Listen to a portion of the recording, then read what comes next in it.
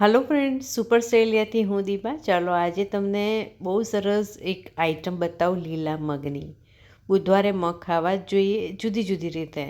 અને આ એકદમ ફાસ્ટ બની જતી લીલા મગની આઈટમ બનાવવા માટે મેં અડધો કપ લીધા હતા લીલા મગ, જેને 2 વાર ધોઈ અને 1 કપ પાણી મૂકી કૂકરમાં આ રીતે છૂટા બાફી લેવાના છે.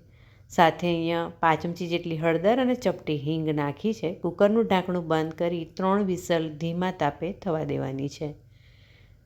બીજી બાજુ આપણે અહીંયા 1 ડુંગળી, 2 લસણની કળી, 1 લીલું મરચું અને થોડું લીલું લસણ મળે તો ઠીક છે, બાકી સૂકું લસણ થોડુંક વધારે લઈ શકો છો.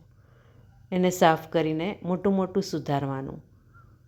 ત્યારબાદ આપણે એક પેન લેવાનું છે, જેમાં 1 ચમચી જેટલું તેલ લઈ લઈશું. તેલ થોડું ગરમ થાય એટલે લસણની કળીઓ સૌથી પહેલાં 2 મિનિટ માટે સાતળી લઈશું. ત્યારબાદ લીલું મરચું એડ કરીશું. લીલા મરચાંને 2 મિનિટ માટે સાતળી લઈશું. પછી એમાં લાંબી સુધારેલી કાંદાની ચિપ્સ એડ કરી લઈશું. ફ્રેન્ડ્સ, આ રેસીપી બહુ જ ઝટપટ બની જાય છે અને નામ તમને એકદમ નવું લાગશે. બનાવી રહ્યા છીએ આપણે મગનું ભરતું.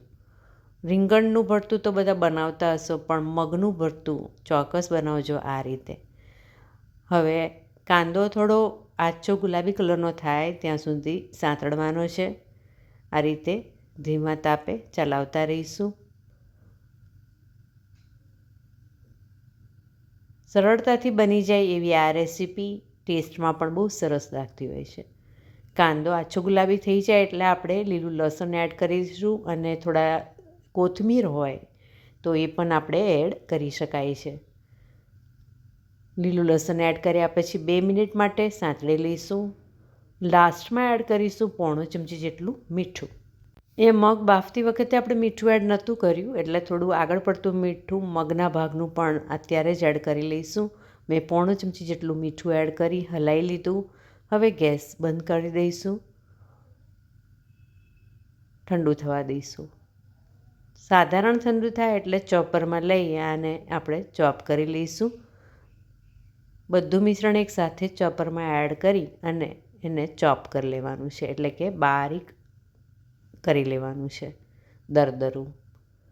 ચોપરમાં આ રીતે 2 મિનિટ માટે કરીશું એટલે આપણને જોઈએ એવું પરફેક્ટ દરદરું આપણું મિક્સર તૈયાર થઈ જશે.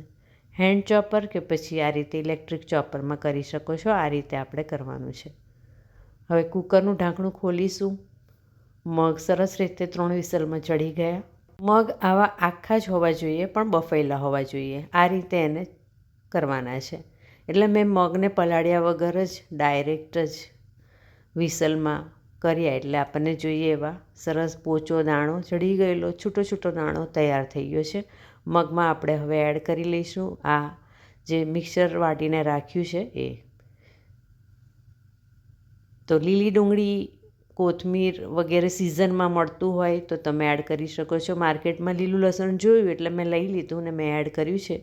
એ ન હોય તો એને સ્કીપ કરી શકો છો અને સૂકું લસણ થોડું વધારે એડ કરી લેવાનું. બધું હલાવીને મિક્સ કરી દઈશું. થોડી વાર માટે કૂકરમાં ધીમા તાપે મૂકી દઈશું. ચોપરના કપમાં જ 1/2 કપ જેટલું પાણી મેં લીધું હતું એ એડ કરી લીધું અને અડધી ચમચી જેટલું લાલ મરચું એડ કરી લીધું છે. બધું હલાવીને મિક્સ કરી દઈશું અને આ આપણું લીલા મગનું ભરતું તૈયાર છે. લાસ્ટમાં લીંબુનો રસ અડધી ચમચી જેટલો એડ કરી લઈશું. થોડું ટેંગી સરસ લાગશે. તો આ આપણું મગ તૈયાર છે અને આ મગ આપણે ખાખરા, રોટલી, ભાખરી સાથે ખાઈ શકીએ છીએ કે પછી ભાતની સાથે પણ મિક્સ કરીને ખાઈ શકીએ છીએ. તો જુઓ આ રીતે આ મગ આપણે આ ભાતની જોડે હાથેથી સરખી રીતે મિક્સ કરી અને જાણે મગનો પુલાવ હોય એ રીતનું ટેક્સચર આવી જાય છે અને પછી ખાવાની ખૂબ જ મજા આવે છે. તો ફ્રેન્ડ્સ, રેસીપી ચોક્કસથી ટ્રાય કરજો. મગનું ભરતું અને તમે તમારી રીતે ઓછા વધતા મસાલા સાથે બનાવી શકો છો અને ઇઝીલી બનાવી શકો છો. Thank you for watching super સહેલિયા. જોતા રહેજો. ચેનલને સબસ્ક્રાઈબ જરૂરથી કરજો.